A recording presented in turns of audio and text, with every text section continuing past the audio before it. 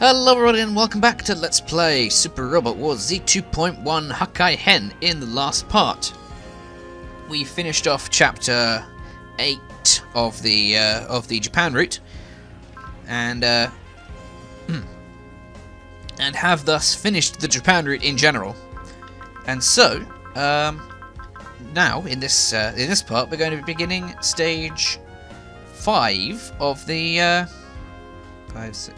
Stage 6 of the Celestial Being route, featuring featuring Gundam 00 and Dankuga Nova. Currently, I'm sure there are going to be more.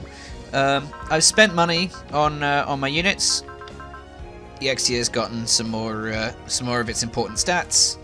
Dynamis got some more armor and HP. The Curios, I don't think the Curios got anything, and the Virtue's got more of everything that it needs, basically. And mainly I spent money on the Nova here, because it needs all the it needs a bunch of good stats all around, really, because it has both a real and a super form. It needs stats in both HP, defense, and mobility, which is annoying, but eh.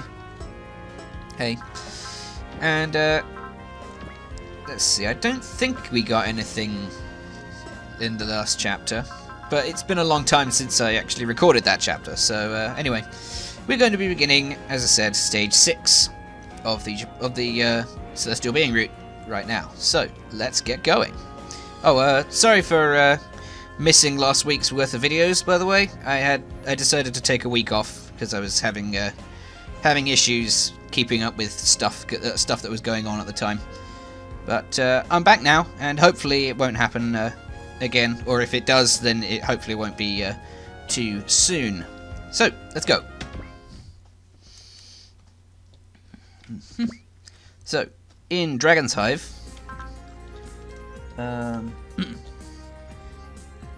everyone's it's the morning after the last mission, and everyone's woken up in rooms that were basically carbon copies of their original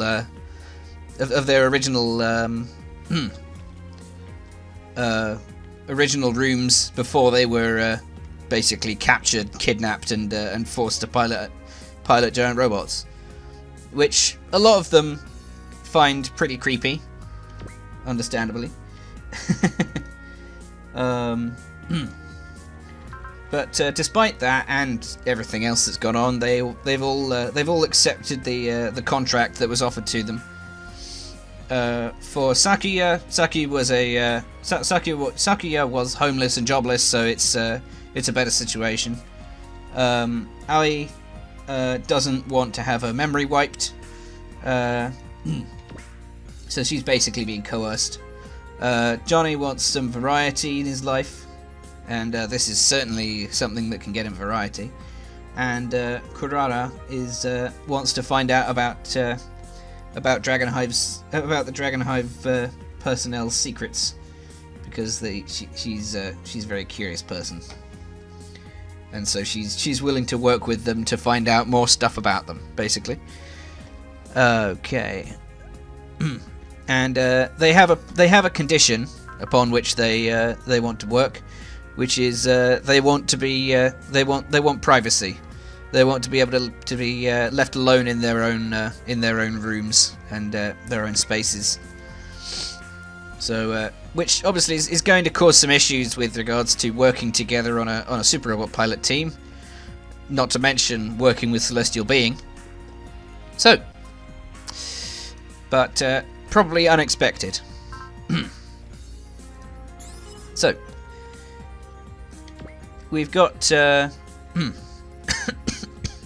excuse me. So the conversation has shifted to what is going on, basically, and in order to help to understand that, Tanaka has brought in some help in the form of Will, who is the Dragon's Hive's main supercomputer. I'm gonna have this run a little slower than normal because there's a lot of text going on here. So in the case of Dankuga Nova and the Dankuga project itself, Will states that it's designed and operated specifically to waste resources. To waste resources that are being put towards any kind of warfare, conflict, or terrorism, or anything like that, by essentially fighting the loser, fighting for the loser, in order to make both sides spend resources. No matter what side is the most morally. No matter what side is the most morally in the right, as it were, which is basically what the journalists have been saying about the Dankuga project in general. Now, Kurara asks about why they themselves were picked to run the project.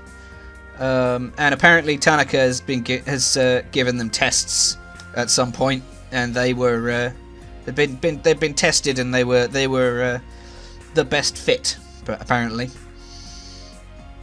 to whatever testing, whatever criteria these tests were testing for. These four were the ones that fit the best.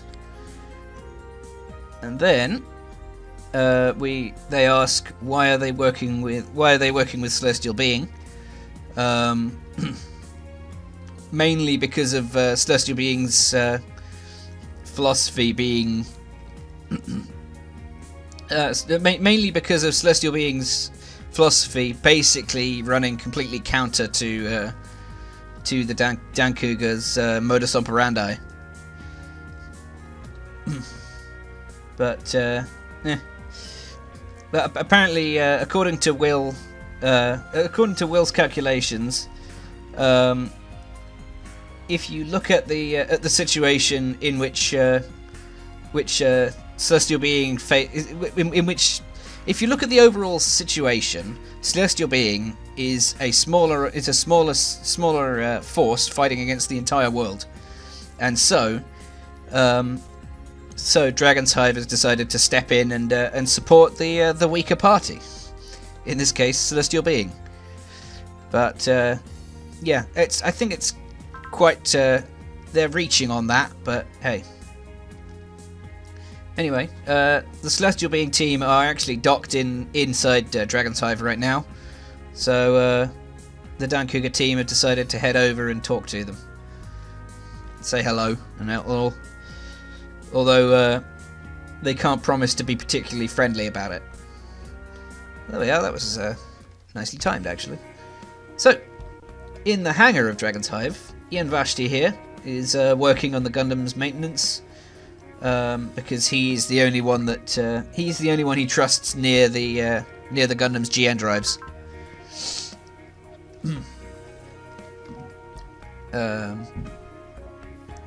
Yep. So. A package has come in for Setsuna, which is a new GN blade, which is nice. And on top of that, we've got the GN sword, the original GN blade, his beam sabers, beam daggers, and yeah, it's fairly simple to imagine why the Exia has been given the code name Gundam 7 Swords. It's got a bunch of swords.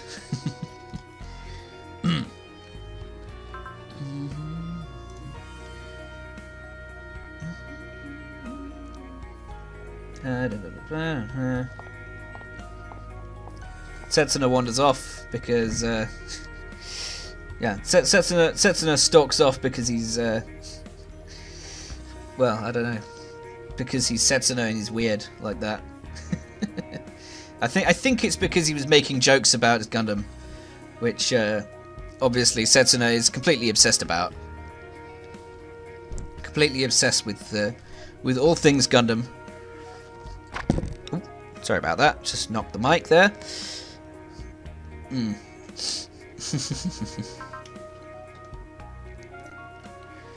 Yeah.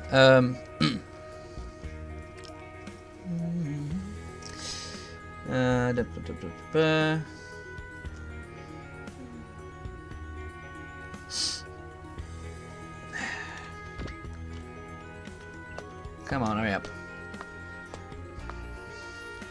Oh, there we are. I'll just keep reading then. Keep reading the our text dump. So yeah. As far as Crow's concerned, the blaster is basically his lifeline, his partner and lifeline, and so he's kind of attached to his suit as well. And Thierry and Ian want to check out the machine, obviously.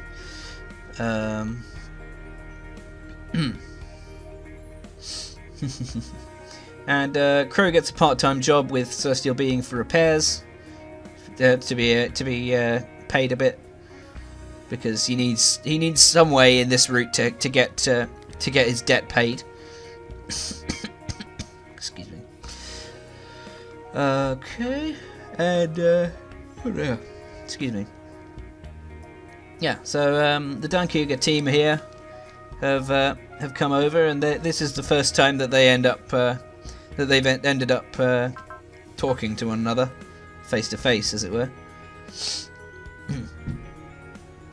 So yeah, they all introduce themselves to one another, and Crow asks what they're being paid for fighting, but he's very impressed by the response, because you know, he's Crow.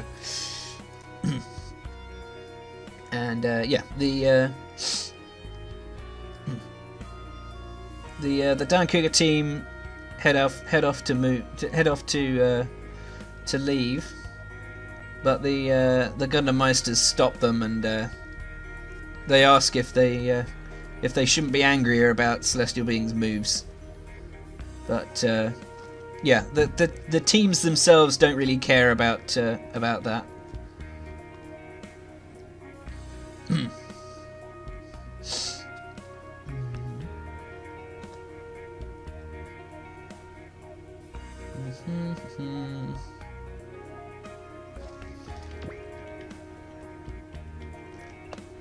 Ah, here we are. And here's Sumeragi. Hi, Sumeragi. She's come to introduce herself to the others as well, and she said that Lume is out in Area 11 for information gathering, and she said that the next mission that they have takes place in Azemistan, where the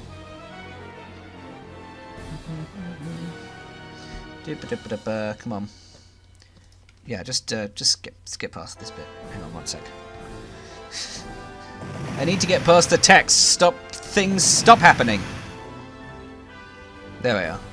So, yeah, there's a little country over in Central Asia that the HRL have control of, and for 10 years there's been a rebellion going on, and now it's finally time for Celestial Being to come in and burst their bubble, as it were.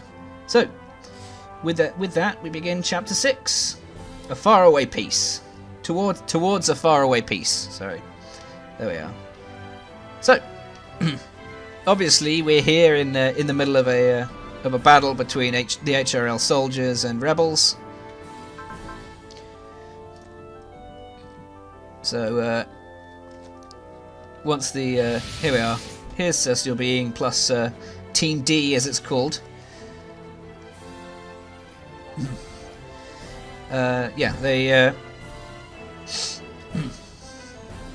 they take a moment to get annoyed about all the pointless destruction going on. You know, their own land and cities. But hey. And yeah, it turns out both armies are interested in taking out Celestial Being, so understandably. So yeah. So blah. Setsuno wants to get in there again, as always. He wants to test out his new equipment, and so come on. Yeah, Setsuno wants to test out his new equipment, so he goes off. He heads out to a in front here, and there we are. We got the start of the chapter going. And the SR point is to clear the map within 3 turns, as it has been for most of the chapters in this last set. Which is really annoying because this map is bloody huge, absolutely packed to the brim with enemies. So we've got HRL soldiers over here, Human Reform League soldiers in Tierans and Gunroos. Don't know what those are.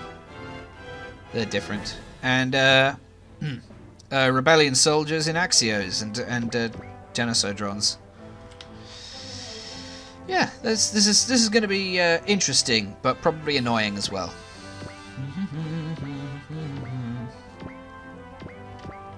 So let's get going. Starting with you. But not yet, no.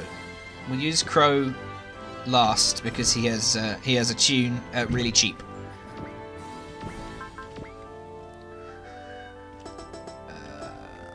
So Alleluia can change and head out faster than that. Tail unit can only hit that one, but GN Beam Submachine Gun can hit you. And this is a better pick. So let's get focus going and throw some curious around.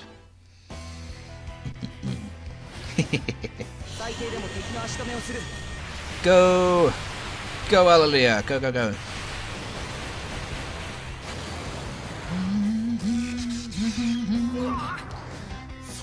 Nice!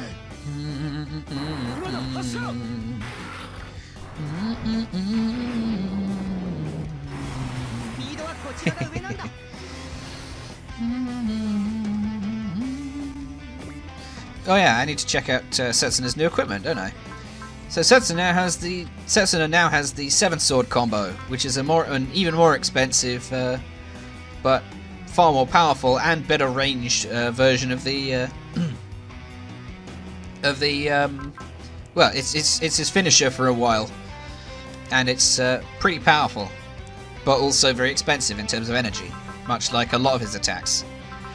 So yeah, that's something else to enjoy. Also, this mission, as you might have noticed by the colouring, is a 3-way battle, where this set of enemies will happily fire upon this set. Anyway, I'm going to cut the video here because it's I'm slowly starting to run over. So I will see you guys next time when we continue this mission. By well, we've only just started it, so there's not much else to do at the moment. But yeah, so I will see you guys next time. Goodbye, everybody.